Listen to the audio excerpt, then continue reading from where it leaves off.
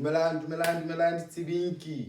Welcome to another fire episode of the Mobile School Podcast. Remember, do not like, do not subscribe, do not share, do not comment. Nobody cares. We don't care about all those things. A lot has been happening. South Africa is counting their votes right now, and a lot of people are surprised that the MK has won. But hey, we remember when Zuma was getting fired and there was that whole 100% Zulu boy. So let's not get into it. We already know what's going on. Congratulations to them. And we need to stop running away from the reality of South Africa, that we are a very tribal country.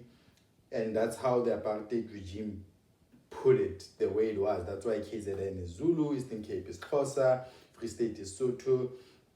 That's a history lesson that I think most of you already know, but you could investigate it more, but you guys don't care. You're more focused on dancing and doing all the other stuff that are not good for the intellectual growth of the country. We don't have like a lot of podcasts that are focused on education. We have a few TikTokers and a lot of Twitter people who try to educate us, but we don't follow them as much than the people that talk about sex, that talk about celebrity gossip.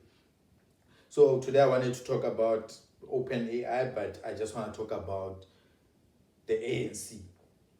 The ANC and technology.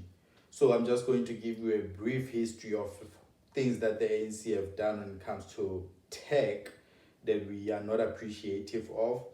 And I'm not saying they deserve our vote for that. I'm EFF all day, every day, thank you. And I hope we replace the DA, which is not going to happen.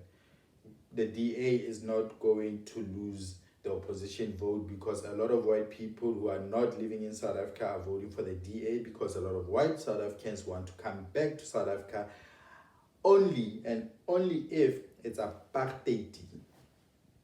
They will, I don't know if that makes sense, but I think it's just self-explanatory. They will come back if South Africa is apartheid, because they've gone and lived in countries like the UK, Netherlands, Australia, and there they do not have the privileges that they had in South Africa. They have to wash their own dishes, they have to do their own laundry, and for them it's like, whoa, slavery. I'd rather go back to South Africa where I have my own slaves. So that's still a topic for another day. But I remember when we had our first phones, it was around 96. That was the ANC. I remember when we had our own cell phones, like your Siemens. We had like a lot of phones that were introduced in the townships that we could afford, and we had Vodacom and MTN. That's the ANC. Those are policies that the ANC fought for. We have this weird thinking of things just happen. The ANC did a lot. The whole podcast today, which is going to end very soon because it's the ANC and I don't like them, is that as much as we hate the ANC, let us not forget what the ANC has done. They could do more, they haven't, so that's why we have to vote for all these other parties. But I say all this to say that thank you guys for voting. I don't think we are ready yet to introduce digital voting, as we saw all the mess that happened because of the IEC. So with that said, I just want to say, ANC, you've done a lot, but you could have done more. I don't understand why I have to have 600,000 or 60,000 to register at ICASA to start an internet company.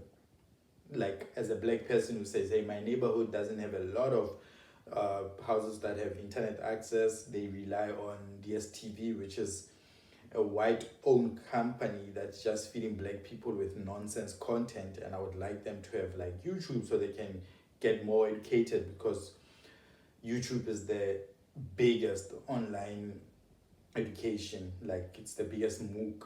So I say all this to say that the results are coming out and we're going to still have the ANC, and this is what the ANC has to do now. The ANC has to work very, very hard. Very, very hard not to lose the next elections, because it's looking like that. It's looking like that. And you can complain like, oh no, the black vote was divided by all these small parties like MK that came out of nowhere, or Rise Mzansi that came out of nowhere. You do not want to be like the United States where you only have two parties, so it's fine.